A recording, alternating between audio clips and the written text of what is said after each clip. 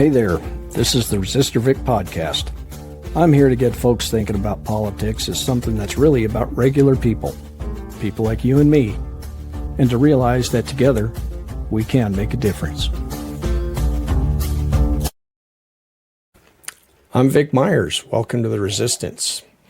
Before I introduce my guest tonight, who is Victoria Broderick, running for Congress in Tennessee 4, I got to talk about recent events.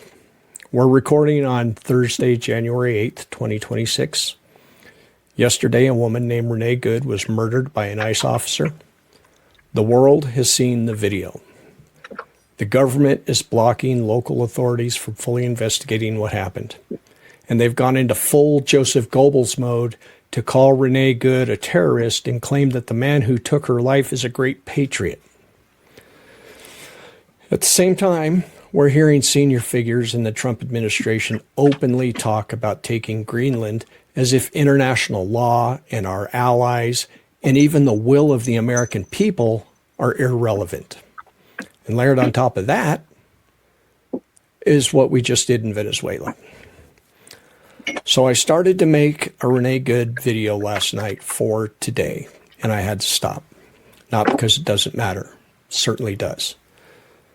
But each one of these things I just mentioned made me angry. And when I put all three of them together, it made me angry enough that the video I was working on, when I stopped and read it and evaluated it, it would have been irresponsible for me to say the things that I was going to say. So I thought it was best that I just don't say anything at all. And I think what probably makes me angry the most is that I'm coming to the realization that things like taking over Greenland or attacking Canada, these things that they're starting to ramp up their rhetoric on, are no longer just rhetoric.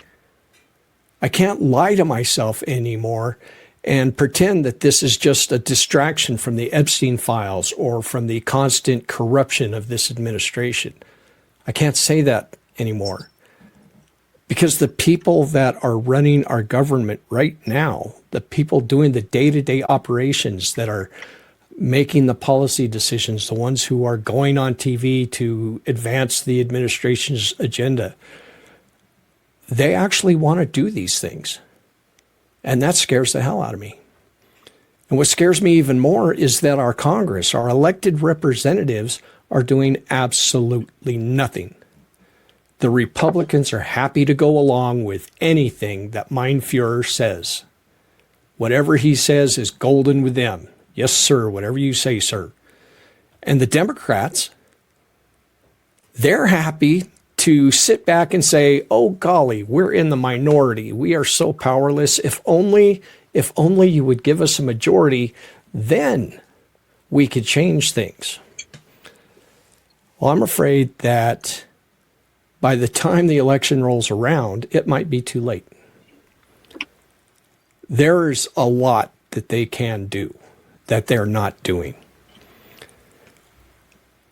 So my final word on everything that I just said is that if you are voting for an incumbent that has a primary challenger in this coming election, or if you, and I'm talking about Republican or Democrat, if you are not actively helping somebody new get elected to Congress, if either of these things are true about you, then you're a part of the problem.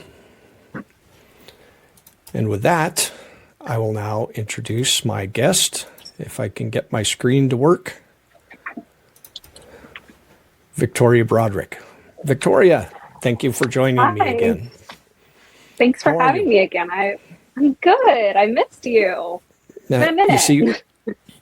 You see, can you, if I can, you see that? I see it. Oh, I love it so much. You get some new stuff this time around because one of your friends. Every time I do a video from this chair or my podcast, people see it. I love it so much. Well, one of your friends, I was on his podcast, and he requested a shirt and level up. So Vic's got to get a shirt too. So I was like, wait a minute, you've got shirts? I've got shirts. So you're if he gets a shirt time. before I get a shirt, then I'm taking you off my Christmas list. I'll give you extras because that was a couple weeks ago, but we had already scheduled this. So I was going to surprise you on the live saying that I was giving you a shirt. All right. Forgiven.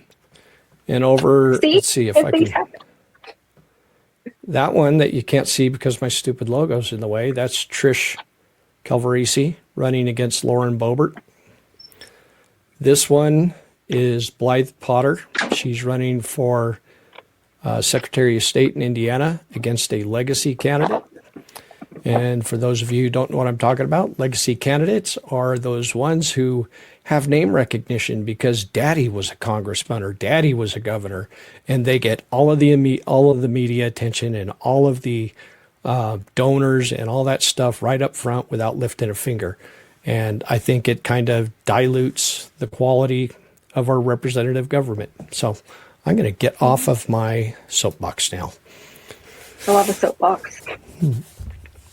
How's the campaign going? Tell us where you're running for Tennessee 4. Yes. Right? So okay. I'm Victoria Broderick. I'm running for Tennessee. I'm running for Congress in Tennessee's District 4. The last time you guys had me on, it was right at the end of the year. We were rolling out, finishing up 2025 and whatnot. Now we've finished up with 2026. We are working on making change, doing, getting our field plan, the finishing touches of our field plan.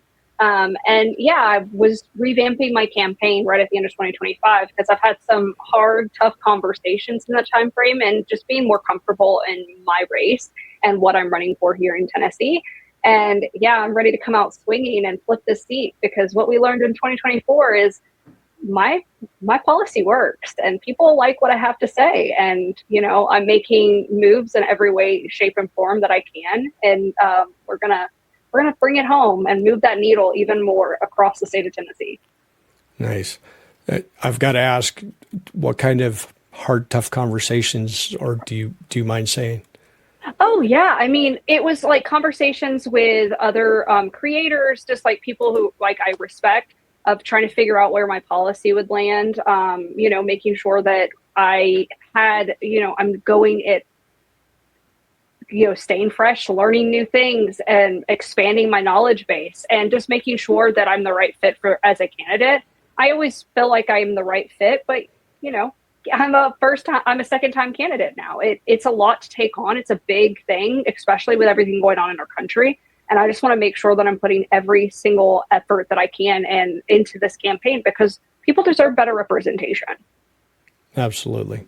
And you have to believe that you're the right fit. If you're not, you shouldn't be running, right? Exactly. Yeah, exactly. The imposter syndrome always sinks in when you're running for office, but guys, I stepped up to the plate and, if someone else wanted to do it and wants to primary me, let's go. At least I have someone to spar with a little bit. Let's have a conversation because we need the best person for the job. I think I'm the best person for the job because I've worked in customer service for so long. Well, a primary can only help you. Oh, yeah. I'm excited. I don't think I'm going to get primary, but we'll see.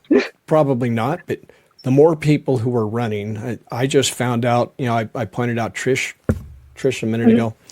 I just found out today that there's yet another person running in that one. That brings it up to 4 or 5 people running in that one.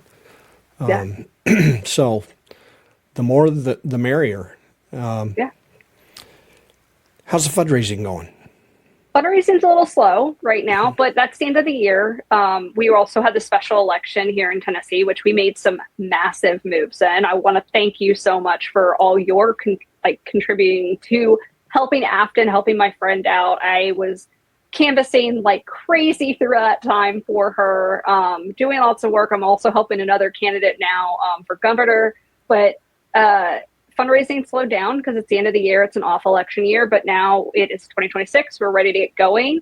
So we're hoping I'm doing call time now, at least 10 hours a week, which just adds to my busy schedule. But it's about bringing change, and I don't want to take corporate PAC money. I don't want to rely on corporations. So I'm all about doing the work. That sounds like a great segue to show everybody your website. Yes. Here's our website, folks. For those of you who are hearing us and not seeing us, it is Victoria, the number 4, Congress.com. And those who are watching, if you watch the crawler on the bottom, it's crawling across the screen for the whole episode. And up here in the right-hand corner, there's this little donate button. And tell us, Victoria, if somebody wants to get involved, can they go to your website to say, I want to make phone calls or whatever? Yes, you can go to the website. We are working on getting our volunteers all set up, ready to go for 2026. And part of our field plan, we're planning on doing some training sessions where you guys get to chat with me for a little bit. Obviously, if you're on the ground with me, we want to make sure that you get time to canvass with me, knock doors, get additional, some of those perks that you get when you get to volunteer for a campaign. But phone banking, we're going to do some postcards at some point, and we're really looking forward to expanding our volunteers because we had a lot of volunteers in 24 and have stayed on it with the campaign, and we're going to keep that going. And for those of you who are wondering what it would be like to volunteer for a campaign, I'm giving a talk next Friday to a group up in Denver. Well, Denver area. It's all Denver to me.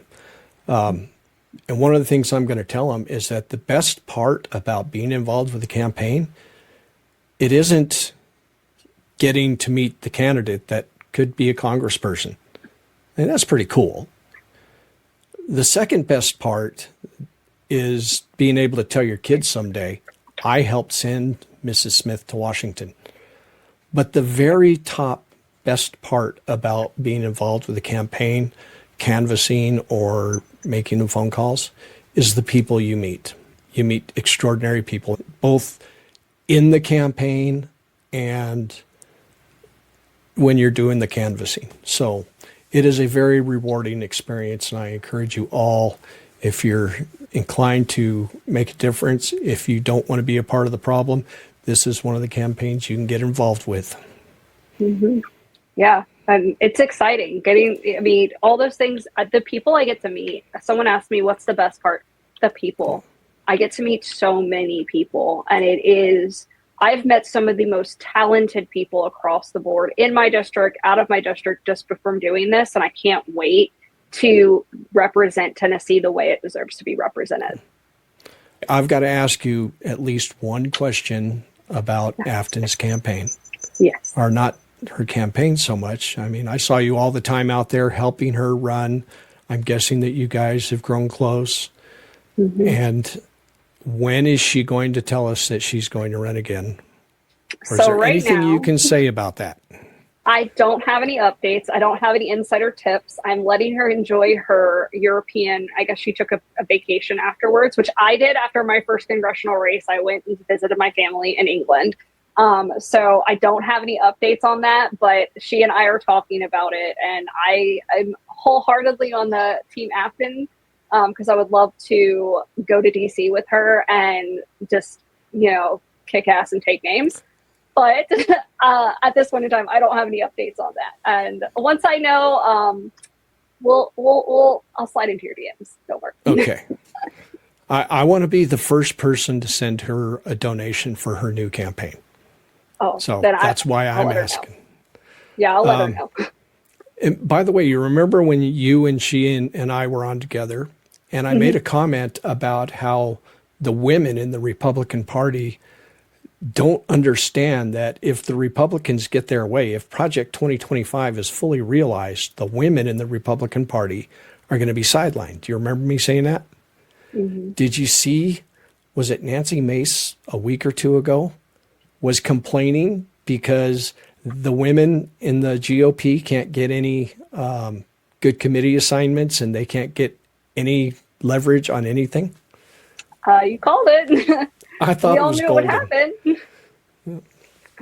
So at some point, I mean, you're here because you want to let people know about you and your campaign and presumably what you're running on and all that stuff, right? Mm-hmm. So at some point, we need to talk about that. I'm going to give you an opportunity now because there's something bigger that I want to talk about. Mm-hmm. So before we go there, I think you know what I'm talking about. Yeah. Let's hear what you're running on. Why is Victoria Broderick running for Congress? All right. So for those of you who are new here, I decided to run in 2024 because my opponent was going to run unopposed. But prior to that, my story started in 2021 when I had a birth control fail,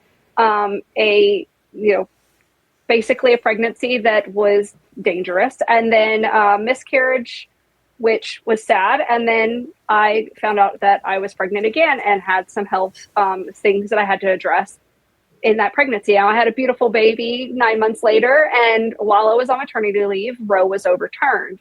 And I recognized the danger of that in my state, and I decided I could not stay silent any longer. And that is when I decided to create a TikTok. I became the friendly neighborhood liberal here on TikTok and started creating content around why local and state elections and getting involved with local and state politics is so vital and important.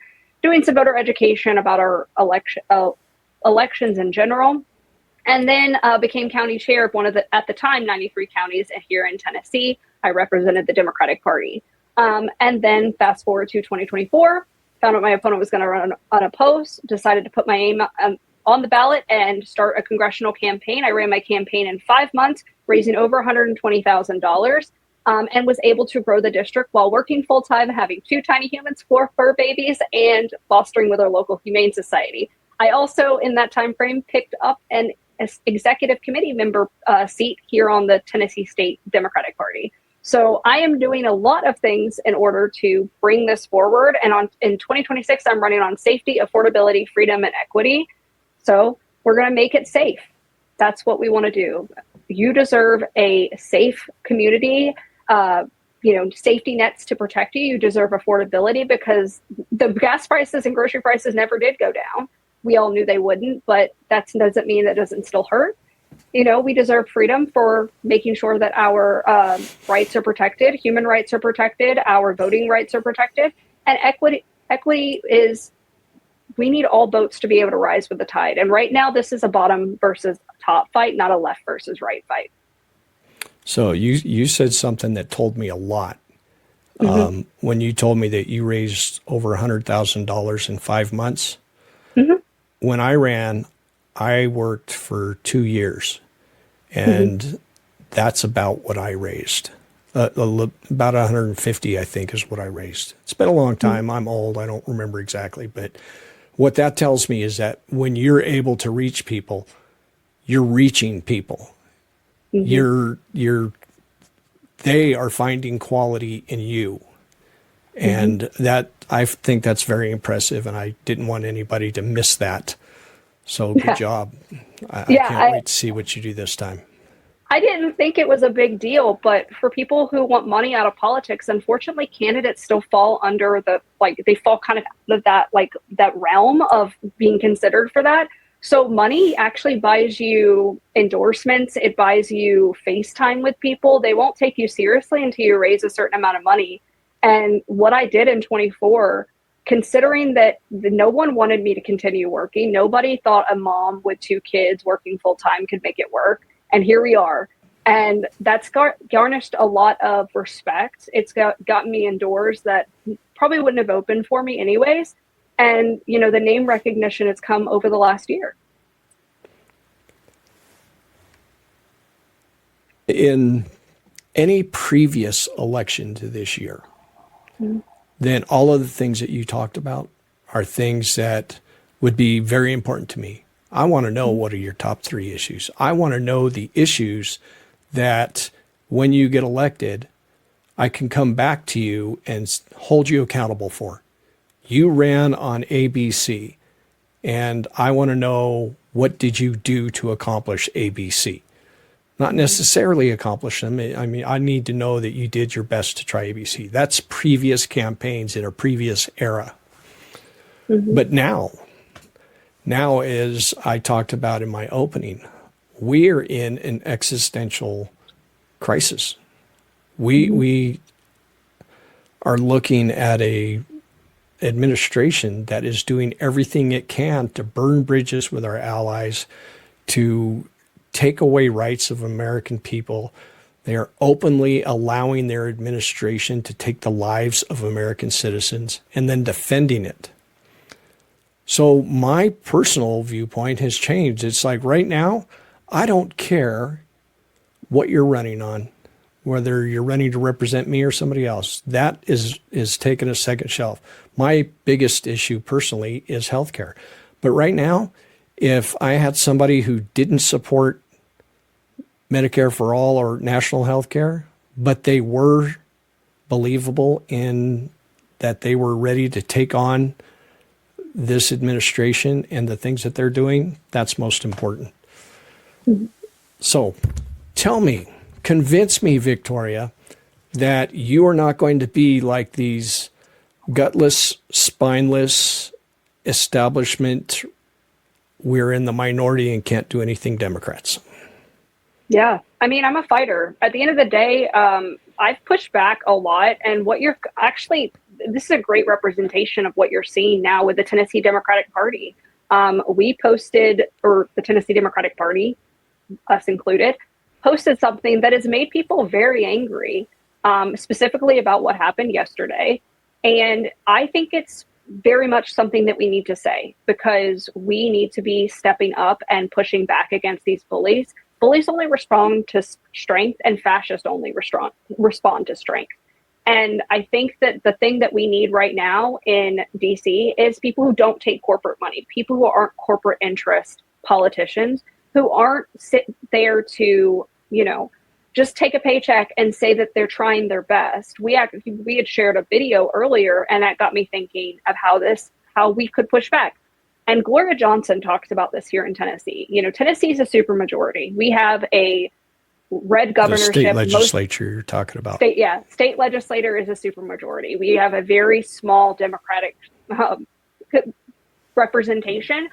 But across the state, we have the triple threat, which is, a governor who's Republican, a supermajority, as well as most of our seats. Only one of our seats is held by a Democrat at a federal level. So that leaves us with not a lot of options when you're working against Republicans in our state. And Gloria Johnson, she and I talked about this. She spoke at an event that I was in, and she talks about amend, delay, defend. And this is what our congressional members and Senate should be doing. They should be pushing back and make their lives miserable, because we know nobody likes a squeaky wheel. Nobody likes someone who's going to push back. And my job when going to Congress is to push back. My job isn't to, make nice with people who don't respect the rule of law, who don't respect rights, who don't respect our Constitution, and don't respect our government. So, yeah, I'm going to make your life miserable, because I'm a lot of things, but above it's not one of them. So you're not there to protect the institutional norms? No, I don't. This is the thing. It's like we can respect the institution while understanding that the institution is based in oppression and is negatively affecting our people. Is negatively affecting all citizens at this point. Taxpayers across the board are feeling the effects of what is going on. And I don't think that we need to mince words about what's going on right now, because we're at the crucial point in history where people are going to ask the question, why didn't anyone do anything? And do you want to really be the person who said, well, I couldn't do anything. Sorry, my hands are tied. Yeah. I just don't want to be that person. Someday we're all going to have to look back. Mm-hmm. We're all going to have to look back at our grandchildren and our great-grandchildren and tell them what we did in 2025, 2026. Regardless of how this all comes out in the end, we're going to have to say, we sat back and watched and whew, it came through. Or we sat back and watched, and that's why, you're living in a shack right now and you have to worry about the government coming and taking you away. Yeah. We're going to have to explain one or the other. And for my part, I want to say that I did everything I could. And that includes electing people who are willing to challenge the norms instead of protecting the norms. And the Republicans, the videos that Victoria and I were talking about, if you don't know who Tad Sturmer is, TADSTOERMER, if you're on social media, go and follow this guy. Go and listen to his videos, watch his videos, whatever. The guy is a former congressional staffer. He's a professor of resistance history in America. And there's some things that I don't always agree with him on, but his last 3 videos have been very, very powerful. And I wish I could make sure that everybody in America hears what he has to say about that. So anyway, I almost got on my soapbox again. Do it. Like, this is not a time to mince words. And I think like this is a really interesting segue to talk about like why do I feel so passionately about this? And I don't know if we might have talked about it offline, but that my grandmother survived the Blitz in London and my grandfather fought in France. So that's where I'm coming from. Like, I'm coming from someone who was raised by anti-fascist, who understands what happens when countries don't step up to the plate and try to placate someone who does not respect anything. And that's why I'm here fighting. That's why I'm pushing back in the system. I'm pushing back, at a local and state level. They won't even let me into the mayor meetings or the county meetings anymore without like saying they're going to not let me talk, because they just know that I'm going to push back. I showed up to a meeting and they literally removed the thing that I was there to talk about off the agenda. They were like, nope, we're not going to talk about it now. She's here. And a couple people said that the crowd like all of the elected representatives in my local government literally just made faces the moment they saw that I was going to show up. I do it at a state level. The state gets phone calls when people know when I've showed up at, the local town hall meeting with the state representative, Janice Bowling, who I absolutely adore. I love making fun of Janice. These are things that we can do. This is pushing back at every single level. And I want people to know it's possible to push back at every single level. Because I'm doing it. I'm proving that, a working class mom who has a plate full of things can just take on more. Yes, Jen, I want to address some of these comments. Yes, Jen Be Well, that is who I'm talking about. At Tad Sturmer. And over here on the YouTube side, let's see, Ad Capt and Dumb Vulgus. Whoa. 4252. Silver lining is if she wins, she's going to be a net asset to the country, because by that time, the country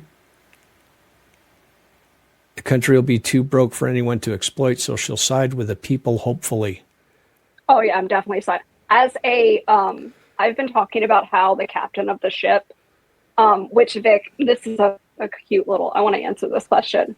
I've been talking a lot about how the captain of the ship, like explaining our 2-party system, and how the captain of the Republican Party is Donald J. Trump. And it's more on the nose now because I compare it to the Titanic, and I'm like, he's steering the ship straight into an iceberg. And all these people think that they're somehow not in steerage with the rest of us. I'm in steerage with you. We're not getting off the ship. We're gonna be in the cold, icy waters together. There's only first class is getting off. And this is more on the nose because one of the actresses from Titanic follows me now on Instagram. So I've started using this and I really enjoy that. But to speak to that person, I'm going to be fighting for you because I understand what it's like to be broke. You just said Instagram. Speaking of social media, which platforms are you on? I am on TikTok. TikTok is my biggest platform, but I am trying to move over to Instagram and the Meta Facebook world. I'm on Threads. If you guys want to see me have some fun on Threads, please go look. I have a lot of fun with the trolls there. I'm on Blue Sky. I've got a YouTube channel, which I don't post as much to, but those are my main social medias. If you want to interact with me, I am very much in Threads, very much in Instagram, and on TikTok. And the reason I asked Victoria that is because one of the things that you can do to help candidates in this day and age that doesn't cost a penny. If you see their videos, watch it all the way through. Comment on it, like it, and share it, because that helps them get their message out. it's a 3-minute video. It's 3 minutes of your life that's going to be rewarded because you're probably going to get some good information knowing Victoria, and you get to contribute without spending a dime. But you can also still go and donate. Okay, I want to get to Chris in a van, wants to know, is she willing to vote to end billionaires and trillionaires from existing? Absolutely, I am. To speak to this more seriously, because I like the simple answers, we need to make billionaires and trillionaires pay their fair share. The problem right now is they're not paying their fair share. A lot of people think they think it's a lot of money, but they don't recognize how much money it is and how much. I'm actually working on a graphic right now to better explain it to people how far back in time a billionaire could literally buy their time back versus us and millionaires, and just put it in perspective. A millionaire might be in the room with us. A billionaire and a trillionaire are across the country. They're not anywhere near us. And I think a lot of people don't recognize just how much money that is and how much they're not paying their fair share for that could fund some of the things that we want to see across the country. I think I can help you with that illustration, because whenever the Powerball gets really high, then I pay my stupid tax. That's what I tell the guy that I get my tickets from. It's like, I want to pay my stupid tax today because I'm stupid thinking I have a chance of winning, but I do it anyway. If it's $1 billion, then in Colorado, after taxes and everything else, if I take the lump sum, then I get around $400 million in the bank, right? So I've done the math. And at $400 million, if I spend $1,000 an hour, every day, every week for the rest of my life, I will not be able to spend $400 million, assuming I live to the average age. That's it's generational wealth. Yes, that's only $400 million.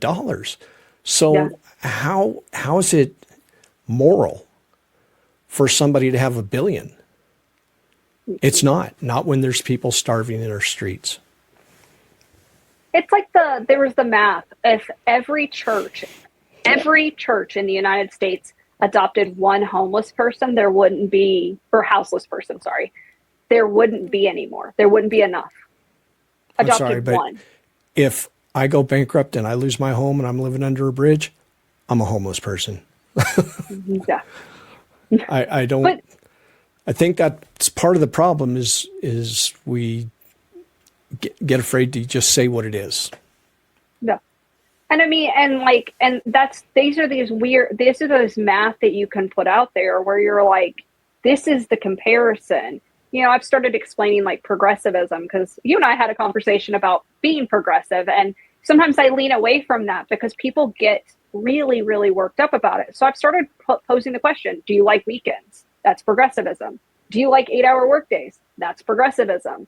Do you like roads and, making sure that that's progressivism. These are things that have gone over time. And now we need the next step in that progressivism because our working class people need protections. And we need it at a federal level because we can't trust companies because these billionaires are working off the backs of individuals like yourself and I, where they're making so much money and we're having to figure out if we can buy milk at the grocery store.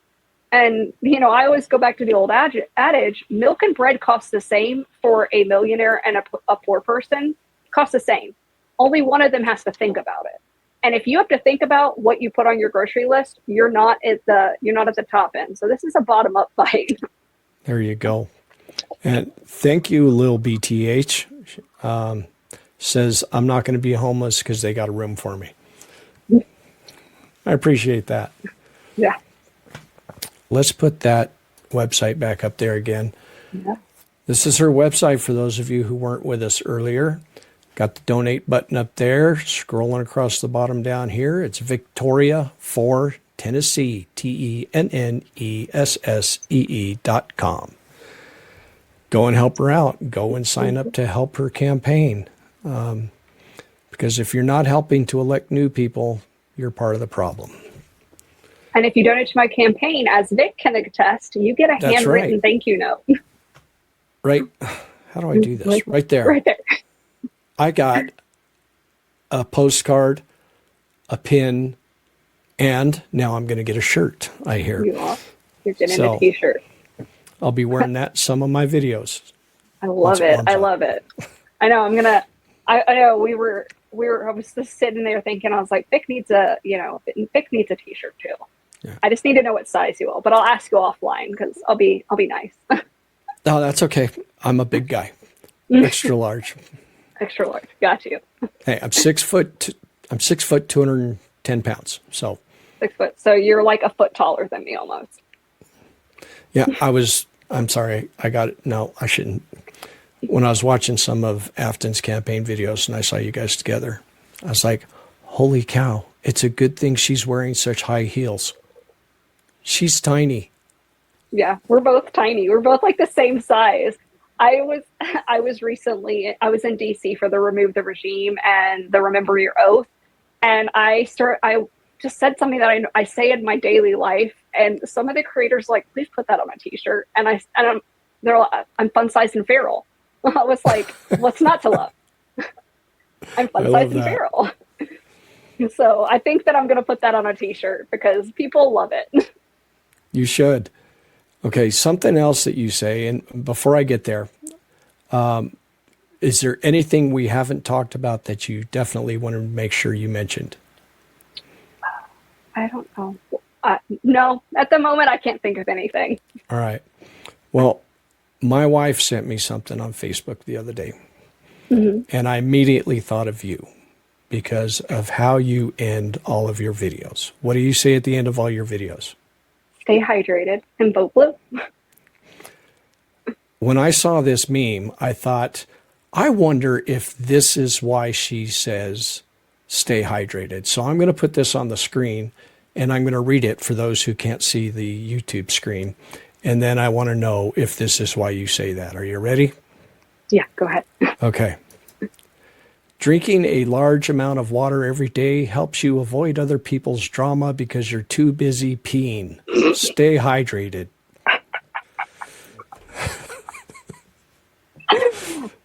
No. That's not why you put it up there? I mean, I am fun-sized, and I do have a tiny bladder, but that is not what I said. That is not why I said it. I actually, the story behind the Stay Hydrated and Vote Blue started because as the Friendly Neighborhood Liberal, which used to be my tag, it was a joke because I wasn't liberal. I'm actually further left, but I wanted to reach people in the middle, and having those were like having the conversation, having something a little less threatening. But the Stay Hydrated was part of my anti-racist work. One of the creators that I love, she would talk about drinking water, like make sure you're drinking your water. And so one day I was just making a video and I just off the cuff said, stay hydrated and vote blue. And it just felt right. And I started getting more video interactions. I updated it later on to stay hydrated and vote. But I say it at the end of my speeches because it's a great way to end. I am running as a Democrat. We're in a two-party system. And it's a great conversation starter. But no, I didn't say it because I need to go pee. But the irony of that is my alma mater is Austin Peay State University. Well, there you go. Let's go pee is the motto. So maybe, I don't know, maybe I'll just make it a little less of a long-winded one. Okay. Chris and Evan also said that you seem so genuine. We need more like her in office. Yeah. Unfortunately for you, Chris, what you see is what you get. Just with maybe some more cuss words. No, not unfortunately. I think it's fortunately. We need more grounded people in Congress. We need more people who still understand what it's like to worry about where the government's going. We need people who worry about whether or not they're going to have the budget for their groceries this month. How much is my health insurance, my home insurance, my car insurance? How much is it going up? Is my water safe to drink? Mm-hmm. You know, right now, those people in Congress, there isn't one of them that are actually worrying about it. And I feel I can say that because there isn't one of them who are actually, even the ones I was listening to Midas Touch on my way home from work today, and he was putting on the coverage of some hearings where some Democrats were giving the Minnesota state legislators a hard time, pinning them down on asking whether or not Trump should pull down his horrible memes and stuff about the legislators who got shot there and things like that, and they wouldn't answer. And yeah, that's all really good theater. It's great. It makes for great commercials. Mm-hmm. But what has it done for us?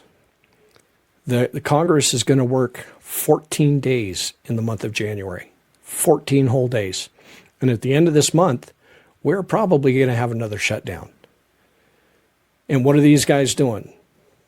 The Republicans are having hearings about shower heads, and the Democrats are looking for soundbite opportunities and telling us that if we only give them the majority, then they can make a difference. Well, we can't wait. No. So the answer is to replace them all and replace them with people like Victoria Broderick and Afton Bain if she runs, Trisha Calvarisi, and I'm going to interview a guy named Jason Reynolds, who is a very long shot running for Senate in Virginia. I'm lining up regular people over the next month or so who are running for office, and they're the kind of people that we've got to get behind regular people again. So there you have it. Victoria, thank you for joining me again. Who knows, in a couple of months, we'll do it again, maybe after the primaries. Yeah, probably in the primary, which my primary is in August. So we got a little bit of a wait, but I got some work to go. I don't know if we can wait that long. I'm going to you can always send me back. Okay. Thank you for making us a part of your day, and get out there and make a difference, because if you don't, you might not ever be able to. Good day. Well, folks, looks like we're back at the barn and it's time to call it a day. I sure do appreciate you spending your time with me. If you want to help keep this podcast going by supporting me, you can get a paid subscription on Substack, where I'm Resistor Vic. Or if you're the type that'd rather go to PayPal, I'm also resistorvic@gmail.com. Thanks again.